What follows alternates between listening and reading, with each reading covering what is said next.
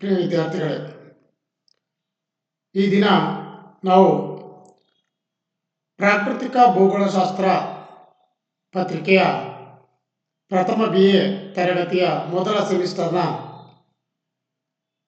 ಒಂದು ಪತ್ರಿಕೆಯಲ್ಲಿರ್ತಕ್ಕಂಥ ನಗ್ನೀಕರಣದ ಕರ್ತೃಗಳ ಕಾರ್ಯದ ಬಗ್ಗೆ ತಿಳ್ಕೊಳ್ಳೋಣ. ನಾನು ಡಾಕ್ಟರ್ ಮಂಜುನಾಥ ಸಿ, ಭೂಗೋಳಶಾಸ್ತ್ರ ಸಹಾಯಕ ಪ್ರಾಧ್ಯಾಪಕರು.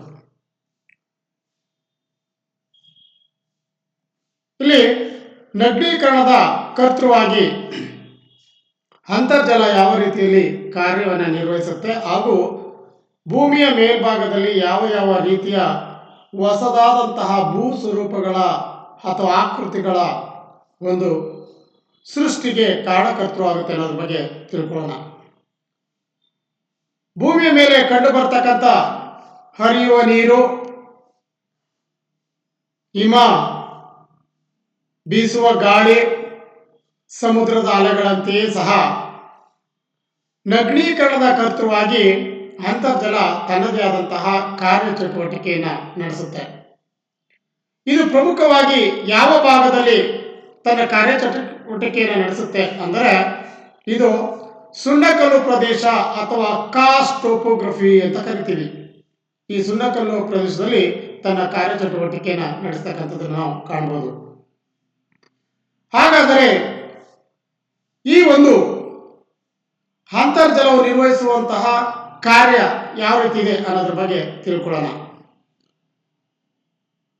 ಅಂತರ್ಜಲದ ಅರ್ಥ, ಅಂತರ್ಜಲ ಅಂದ್ರೆ ಏನು, ಅಂತರ್ಜಲ ಹೇಗೆ ಉಂಟಾಗುತ್ತೆ ಅನ್ನೋದ್ರ ಬಗ್ಗೆ ಮೊದಲು ತಿಳ್ಕೊಳ್ಳೋಣ. Water which occurs in cracks and pores of rocks of the lithosphere below the surface of the land is called underground water. ಭೂಮಿಯ ಮೇಲ್ಭಾಗದಲ್ಲಿ ಬಿದ್ದಂತಹ ಮಳೆಯ ನೀರು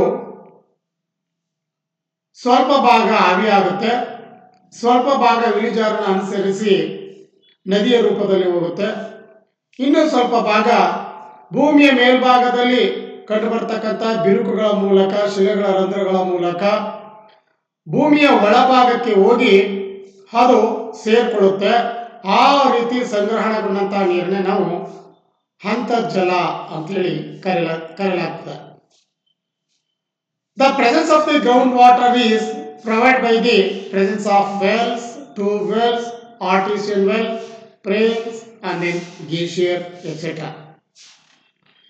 ಈಗ ಕಂಡುಬರ್ತಕ್ಕಂಥ ಭೂಮಿಯ ಮೇಲ್ಭಾಗದಲ್ಲಿ ಏನು ನಾವು ನೋಡ್ತೀವಿ, ಅದೇ ರೀತಿ ಭೂಮಿಯ ಒಳಭಾಗದಲ್ಲಿ ಕಂಡು ಬರ್ತಕ್ಕಂಥ ಪ್ರಮುಖವಾಗಿರ್ತಕ್ಕಂಥ ನೀರನ್ನು ನಾವು ಗಮನಿಸ್ತಾ ಬಂದ್ರೆ ಬಾವಿಗಳು, ಕೊಳವೆ ಬಾವಿಗಳು, ಆರ್ಟಿಸಿಯನ್ ಬಾವಿಗಳು, ಚಿಲುಮೆಗಳು ಮತ್ತು ಗೇಜರ್ಸ್ಗಳನ್ನು ನಾವು ಗಮನಿಸ್ತೀವಿ. ಇವುಗಳ ಮೂಲಕ ನಾವು ಈ ಅಂತರ್ಜಲದ ಬಗ್ಗೆ ತಿಳ್ಕೊಳ್ತಾ ಹೋಗ್ಬೋದು. The rain water or water of snow melting partially evaporates and returns to atmosphere upon runoff surface in the form of trills, gullies and rivers to the form drainage system of the area. ಭೂಮಿಯ ಮೇಲೆ ಬಿದ್ದಂತಹ ಮಳೆಯ ನೀರು ಅದು ಹಾಗೂ ಇರ್ತಕ್ಕಂಥ ಹೆಚ್ಚು ಎತ್ತರದ ಭಾಗದಲ್ಲಿ ಇರ್ತಕ್ಕಂಥ ಹಿಮದ ನೀರು ಕರಗಿ ಇದು ಸ್ವಲ್ಪ ಭಾಗ ಆವಿಯಾಗಿ ಹೋಗುತ್ತೆ, ಸ್ವಲ್ಪ ಭಾಗ ಅಟ್ಮಾಸ್ಫಿಯರ್ಗೆ ಸೇರ್ಕೊಳ್ತಕ್ಕಂಥದ್ದು ಮತ್ತು ಕೆಲವು ಭಾಗ ನೀರಿನ ಮೂಲಕ ಅದೇ ಹರಿದು ಹೋಗ್ತಕ್ಕಂಥದ್ದಾಗುತ್ತಲ್ಲ, ಅವುಗಳನ್ನು ನಾವು ನದಿಗಳು, ಹಳ್ಳಕೊಳ್ಳಗಳು, ಜರಿಗಳು, ಉಪನದಿಗಳು ಅಂತೇಳಿ ನಾವು ಇವುಗಳು ಹೇಳ್ತೀವಿ. ಒಟ್ಟಾರೆಯಾಗಿ ಇವು ಜಲ ವ್ಯವಸ್ಥೆಯಲ್ಲಿ ಪ್ರಮುಖ ಪಾತ್ರವನ್ನು ನಿರ್ವಹಿಸ್ತವೆ. The remaining part sinks in the ground which form the underground water. ಅಂದ್ರೆ ಸ್ವಲ್ಪ ಭಾಗ ಏನಾಗುತ್ತೆ, ನೀರು ಭೂಮಿಯ ಒಳಭಾಗಕ್ಕೆ ಹೋಗಿ ಸೇರ್ಕೊಳ್ಳುತ್ತೆ. ಅದನ್ನೇ ನಾವು ಅಂತರ್ಜಲವಾಗಿ ತಿಳ್ಕೊಳ್ತಾ ಹೋಗ್ತೀವಿ. ಈ ಅಂತರ್ಜಲಕ್ಕೆ ಮೂಲ ಯಾವುದು? Source of ground water. ಪ್ರಮುಖವಾಗಿ ಅಂತರ್ಜಲಕ್ಕೆ ವಿವಿಧ ಮೂಲಗಳಿಂದ ನೀರು ಬರುತ್ತೆ. ಅದರಲ್ಲಿ ಮುಖ್ಯವಾಗಿ ಕಂಡು ಬರ್ತಕ್ಕಂಥದ್ದೇ ಮಿಟ್ರಕ್ ವಾಟರ್ ಅಂತ ಕರಿತೀವಿ. ಅದರಲ್ಲಿ ಉಲ್ಕಾ ಜಲ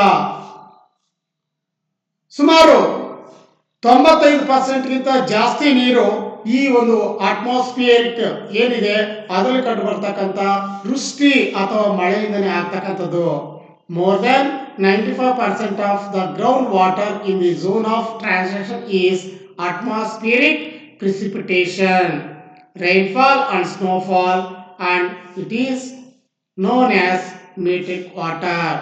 ಉಲ್ಕಾ ಜಲ ಅಂದ್ರೆ ಬೇರೇನೂ ಅಲ್ಲ, ಬಿದ್ದಂತಹ ಮಳೆಯ ನೀರೇ ಅದರ ಪ್ರಮುಖವಾಗಿರ್ತಕ್ಕಂಥ ಒಂದು ಮೂಲವಾಗಿರುತ್ತೆ. This water is entered in the interstice of sedimentary rocks at the time of formation of the rocks. This type of water is called convent water, ಹಗರ್ಭ ಜಲ ಅಂತ ಕರಿತೀವಿ. ಅಂದ್ರೆ ಬಿದ್ದಂತಹ ಮಳೆಯ ನೀರು ಪ್ರಮುಖವಾಗಿ ಕಣಶಿಲೆಗಳ ಮೂಲಕ ಭೂಮಿಯ ಒಳಭಾಗಕ್ಕೆ ಜಿನುಗು ಹೋಗಿ ಸೇರ್ಕೊಳ್ತಕ್ಕಂಥದ್ದು, ಇದನ್ನ ನಾವು ಹಾಗರ್ಭ ಜಲ ಅಂತೇಳಿ ಕರಿತೀವಿ. ಅದೇ ರೀತಿ ಬಿದ್ದಂತಹ ಮಳೆ ನೀರು ಏಕೈಕಿ ಒಳಭಾಗಕ್ಕೆ ಹೋಗ್ಲಿಕ್ಕೆ ಅಲ್ಲಿ ಕಂಡು ಬರ್ತಕ್ಕಂಥ ಶಿಲೆಗಳ ರಚನೆಯನ್ನು ನಾವು ಗಮನಿಸ್ತಾ ಹೋಗ್ಬೋದು. ಅದರಲ್ಲಿ ಮುಖ್ಯವಾಗಿ ಎರಡು ಮಾದರಿಯ ಶಿಲೆಗಳನ್ನ ನೋಡ್ತೀವಿ, porous and non porous rocks, ಪ್ರವೇಶ ಮತ್ತು ಅಪ್ರವೇಶ ಶಿಲೆಗಳು. The amount of water percolation into the rock layer depends on the pore space or porosity as well as permeability of rocks. ಅಂದ್ರೆ ಇರ್ತಕ್ಕಂಥದಕ್ಕೆ ಈ ಪ್ರವೇಶ ಶಿಲೆಗಳು ಅದು ತಮ್ಮ ಮೂಲಕ ಏನು ನೀರು ಹೋಗ್ಲಿಕ್ಕೆ ಅವಕಾಶ ಮಾಡಿಕೊಡುತ್ತೋ ಆ ರೀತಿಯ ಶಿಲೆಗಳನ್ನು ನಾವು ಪ್ರವೇಶ ಅಂತ ಕರಿತೀವಿ. ಯಾವ ಶಿಲೆಗಳು ನೀರು ತಮ್ಮ ಮೂಲಕ ಹಾದು ಹೋಗ್ಲಿಕ್ಕೆ ಬಿಟ್ಕೊಡಲು ಅವುಗಳನ್ನ ಅಪ್ರವೇಶ ಶಿಲೆಗಳು ಅಂತ ಕರಿತೀವಿ. ಪ್ರಿಯ ವಿದ್ಯಾರ್ಥಿಗಳೇ, ನೀವು ನೋಡ್ಬೋದು ಬಲಭಾಗದಲ್ಲಿ ಇರ್ತಕ್ಕಂಥ ಚಿತ್ರದ ಮೂಲಕ. A rock layer in which pore space are connect to and also allows the entry of water. It is called porous or pervious rocks. ಪ್ರವೇಶ ಶಿಲೆಗಳು ಅಂದ್ರೆ ನೀರು ತನ್ನ ಮೂಲಕ ಹಾದು ಹೋಗ್ಲಿಕ್ಕೆ ಅವಕಾಶ ಮಾಡಿಕೊಳ್ತಕ್ಕಂಥ ಶಿಲೆಗಳು ಯಾವುದಿದೆ ಅವುಗಳನ್ನ ನಾವು ಪ್ರವೇಶ ಶಿಲೆಗಳು ಅಂತ ಕರಿತೀವಿ. ಕಾಂಟ್ರರಿ ಟು ದಿಸ್, ಇದಕ್ಕೆ ವಿರುದ್ಧವಾಗಿ a rock layer which do not allow the sinking of the water is known as non-porous or impervious rocks. ಅಪ್ರವೇಶ ಶಿಲೆಗಳು ಅಂದ್ರೆ ತಮ್ಮ ಮೂಲಕ ನೀರು ಹೋಗ್ಲಿಕ್ಕೆ ಅವಕಾಶವನ್ನ ಮಾಡಿಕೊಡದೇ ಇರ್ತಂತಹ ಶಿಲೆಗಳನ್ನ ನಾವು ಅಪ್ರವೇಶ ಶಿಲೆಗಳು ಅಂತ ಕರಿತೀವಿ. ಉದಾಹರಣೆಗೆ ಗ್ರಾನೈಟ್ ಶಿಲೆಗಳಾಗಿರ್ಬೋದು, ಕಠಿಣವಾಗಿರ್ತಕ್ಕಂಥ ಶಿಲೆಗಳು ಯಾವುದೇ ರಂಧ್ರಗಳನ್ನ ಒಳಗೊಂಡಿರುವುದಿಲ್ಲ. Some of the layers like sand, gravel and limestone are more permeable and water is allowed to flow freely. ನೋಡಿ, ಪ್ರಮುಖವಾಗಿ ಮರಳು, ಸಣ್ಣ ಸಣ್ಣ ಗುರುಜು ಅಥವಾ ಕಣಶಿಲೆಗಳು ಮತ್ತು ಸುಣ್ಣಕಲ್ಲು ಇವುಗಳು ನೀರು ತಮ್ಮ ಮೂಲಕ ಹಾದು ಹೋಗ್ಲಿಕ್ಕೆ ಅವಕಾಶವನ್ನ ಮಾಡಿಕೊಳ್ತವೆ, ಯಾವುದೇ ಅಡೆತಡೆನ ಉಂಟು ಮಾಡೋದಿಲ್ಲ. ಇವುಗಳೆಲ್ಲವೂ ಸಹ ಪ್ರವೇಶ ಶಿಲೆಗಳಾಗಿರ್ತವೆ. ಅದೇ ರೀತಿ ಭೂಮಿಯ ಅಂತರಾಳದಲ್ಲಿ ಕಂಡುಬರ್ತಕ್ಕಂಥ ಈ ಒಂದು ಅಂತರ್ಜಲ ಯಾವ ರೀತಿಯಲ್ಲಿ ಶೇಖರಣೆ ಆಗುತ್ತೆ ಅದನ್ನ ವಿವಿಧ ರೀತಿಯ ವರ್ಗಗಳಾಗಿ ಮಾಡ್ತಾ ಬರ್ತಾರೆ. ಅದರಲ್ಲಿ ಪ್ರಮುಖವಾಗಿ ಬರ್ತಕ್ಕಂಥದ್ದು ವಾಟರ್ ಟೇಬಲ್, ಜಲಮಟ್ಟ ಅಂತೇಳಿ ಕರಿತೀವಿ. The Porus racks R filled up with soaked water only to a certain level. The level of pervious rocks fully bearing with underground water is known as zone of saturation. ಜಲ ಸಂತೃಪ್ತಿ ಮಟ್ಟ ಅಂತ ಕರಿತೀವಿ. ಅಂದ್ರೆ ತಮ್ಮ ಮೂಲಕ ನೀರು ಹಾಯ್ದು ಹೋಗ್ಲಿಕ್ಕೆ ಅವಕಾಶ ಮಾಡಿಕೊಟ್ಟಂತಹ ಶಿಲೆಗಳು ಒಂದು ಲೆವೆಲ್ ಹೊರಗಡೆ ಇರ್ತವೆ. ಅವುಗಳ ಮೂಲಕ ಒಳಭಾಗದಲ್ಲಿ ಹಾದು ಹೋದಂತಹ ನೀರು ಸಂಗ್ರಹಣೆಗೊಳ್ಳುತ್ತೆ. ಅದರ ಮಟ್ಟವನ್ನ ನಾವು ಜಲ ಸಂತೃಪ್ತಿ ಮಟ್ಟ ಅಂತೇಳಿ ಕರೆಯಲಾಗುತ್ತೆ. The upper level of the saturation zone is called water table. ಆ ಒಂದು ಅಂತರ್ಜಲದ ಮೇಲ್ಭಾಗ ಆ ನಿಂತಿರ್ತಕ್ಕಂಥದ್ದೇನಿದೆ ಅದರ ಮೇಲ್ಮಟ್ಟವನ್ನ ನಾವು ಅಂತರ್ಜಲ ಮಟ್ಟ ಅಂತೇಳಿ ಕರಿತೀವಿ. In other words, below the level of water table the pervious rocks layers are fully saturated. So the water table divides the saturated zone from the above unsaturated zone. ತಾತ್ಕಾಲಿಕ ಅಂತರ್ಜಲ ಮಟ್ಟ ಅಥವಾ ವಲಯ ಅಂತ ಕರಿತೀವಿ ಕೆಲವು ಸಲ. ಅಂದರೆ ಆ ಮಟ್ಟದಲ್ಲಿ ಇರ್ತಕ್ಕಂಥದ್ದು, ಮೇಲ್ಭಾಗದಲ್ಲಿ ಇರ್ತಕ್ಕಂಥದ್ದು ಏನಿದೆ ಅಲ್ಲಿಯವರೆಗೆ ಮಾತ್ರ ಅದು ಸಂಗ್ರಹಣೆ ಆಗುತ್ತೆ. ಒಳಭಾಗದಲ್ಲಿ ಇರ್ತಕ್ಕಂಥ ಏನು ನೀರು ಸಂಗ್ರಹಣೆ ಆಗೋದಿಲ್ಲ, ಅದು ಕೆಲವು ಕಾಲದಲ್ಲಿ ಆರಿ ಹೋಗುತ್ತೆ, ಕಡಿಮೆ ಆಗ್ತಾ ಬರುತ್ತೆ. ಕೆಲವು ಕಾಲದಲ್ಲಿ ಅದು ಸಂಗ್ರಹಣೆ ಆಗಿರ್ತಕ್ಕಂಥದ್ದು ಅದನ್ನೇ ನಾವು ತಾತ್ಕಾಲಿಕ ಅಂತ ಕರಿತೀವಿ. ಮಳೆಗಾಲದಲ್ಲಿ ತುಂಬದಾಗಿರುತ್ತೆ, ಬೇಸಿಗೆ ಕಾಲದಲ್ಲಿ ಬತ್ತು ಹೋಗುತ್ತೆ. ಅದನ್ನು ನಾವು ತಾತ್ಕಾಲಿಕ ಅಂತರ್ಜಲದ ಮಟ್ಟ ಅಂತ ಹೇಳಿ ಕರಿತೀವಿ. In general, water table is the vertical distance from the surface to the groundwater level. The water table varies from place to place as well as from one season to another. It may be differ from season to season and then from place to place because there is no equal distribution of vertical water table. Sometimes it will be available in the low area, it will be in the deep. ಆಳವಾಗಿರ್ತಕ್ಕಂಥ ಭಾಗದಲ್ಲಿ ಸಿಗುತ್ತೆ, ಕೆಲವು ಭಾಗದಲ್ಲಿ ಇದು ಮೇಲ್ಭಾಗದಲ್ಲಿ ಸಿಗುತ್ತೆ.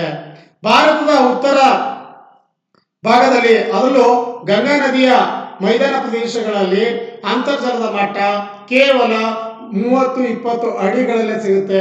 ಆದರೆ ದಕ್ಷಿಣ ಭಾರತದಲ್ಲಿ ನೂರಾರು ಅಡಿಗಳನ್ನು ತೆಗೆದಾಗ ಮಾತ್ರ ಅಂತರ್ಜಲದ ಮಟ್ಟವನ್ನು ನಾವು ಕಾಣ್ತಾ ಹೋಗ್ಬೋದು. The level in which the water level is unaltered irrespective of seasons is called permanent water table.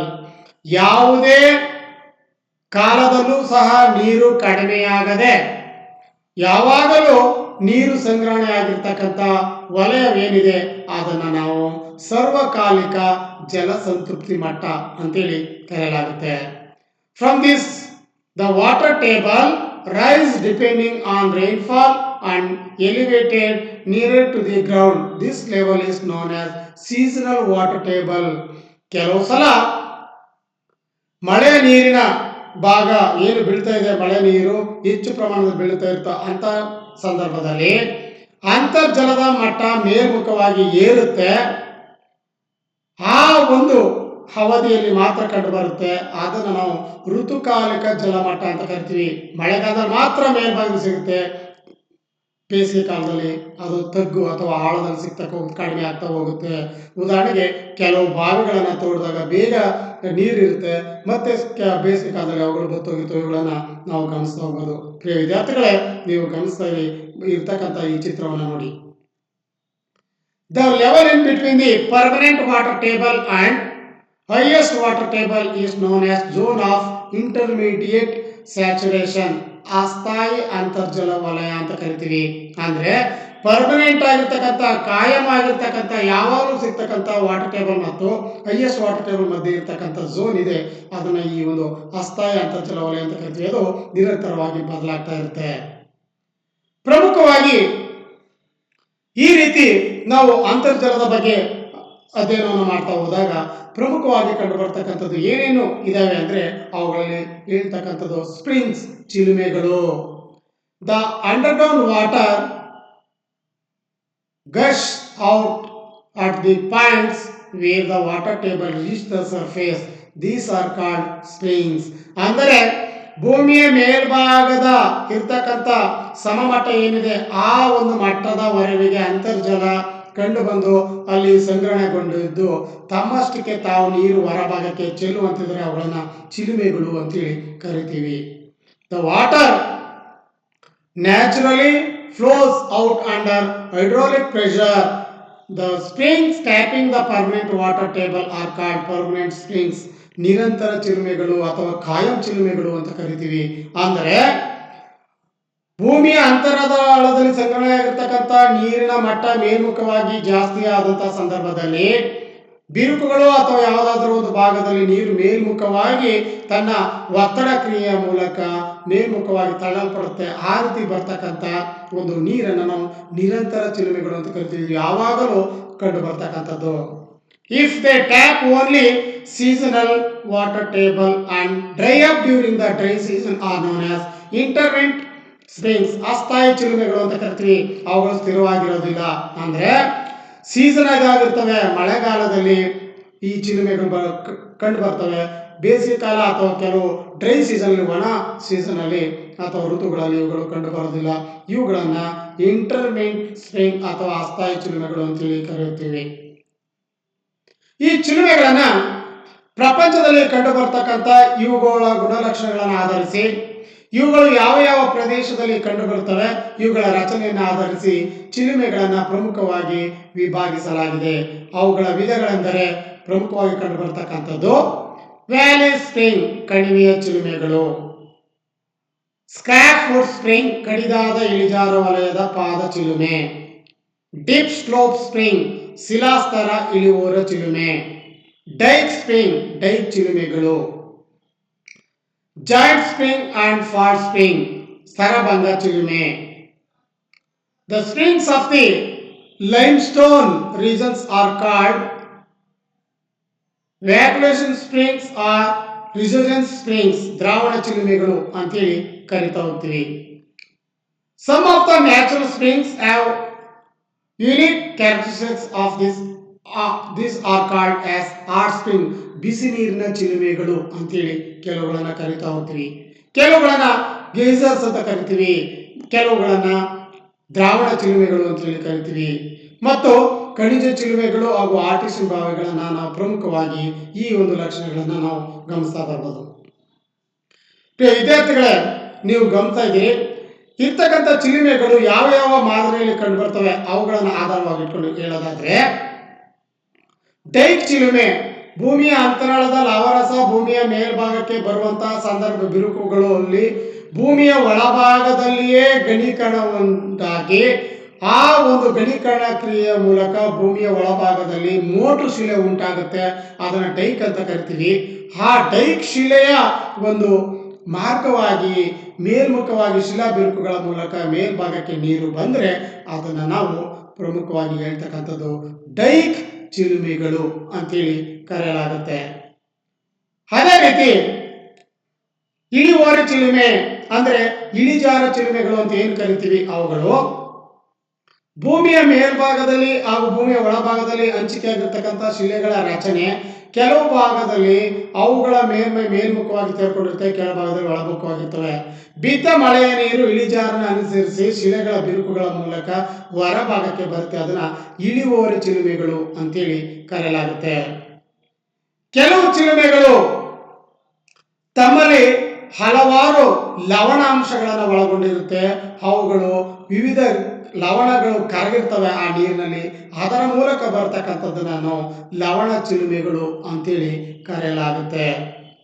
ಅದೇ ರೀತಿ ವ್ಯಾಲಿ ಸ್ಪ್ರಿಂಗ್ ಕಣಿವೆಗಳ ಭಾಗಗಳಲ್ಲಿ ಇರ್ತಕ್ಕಂಥದ್ದು, ಪರ್ವತ ಕಣಿವೆಗಳ ಭಾಗಗಳಲ್ಲಿ ಏನಾದರೂ ಚಿಲುಮೆಗಳು ಕಂಡು ಬಂದರೆ ಆ ಕಣಿವೆಯ ಭಾಗಗಳಲ್ಲಿ ಇರ್ತಕ್ಕಂಥ ಲಕ್ಷಣವನ್ನು ಆಧಾರವಾಗಿ ಇಟ್ಕೊಂಡು ನಾವು ಕಣಿವೆ ಚಿಲುಮೆಗಳು ಅಂತೇಳಿ ಕರಿತೀವಿ. ಸ್ಪಾಟ್ ಸ್ಪ್ರಿಂಗ್ ಅಂದರೆ ಅವುಗಳನ್ನ ಪ್ರಮುಖವಾಗಿ ಹೇಳೋದಾದ್ರೆ ಸ್ತರಭಂಗ ಚಿಲುಮೆಗಳು ಅಂತ ಕರಿತೀವಿ.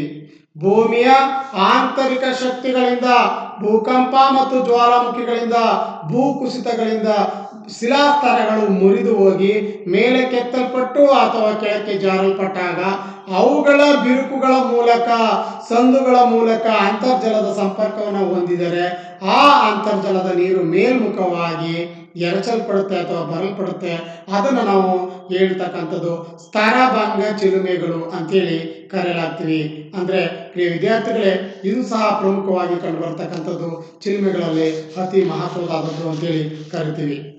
ಅದೇ ರೀತಿ ಕೆಲವು ಭಾಗಗಳಲ್ಲಿ ಚಿಲುಮೆಗಳು ಬಿಸಿಯಾದಂತಹ ನೀರಿನ ಹೊರತು ಸೂಚಿಸುತ್ತವೆ. ಅವುಗಳನ್ನ ಬಿಸಿ ನೀರಿನ ಚಿಲುಮೆಗಳು ಅಂತ ಕರಿತೀವಿ. Hot spring in the weak zone of the earth underground water enters deep and come into contact with hot rock beds and gets ಇವಾಪರೇಟೆಡ್.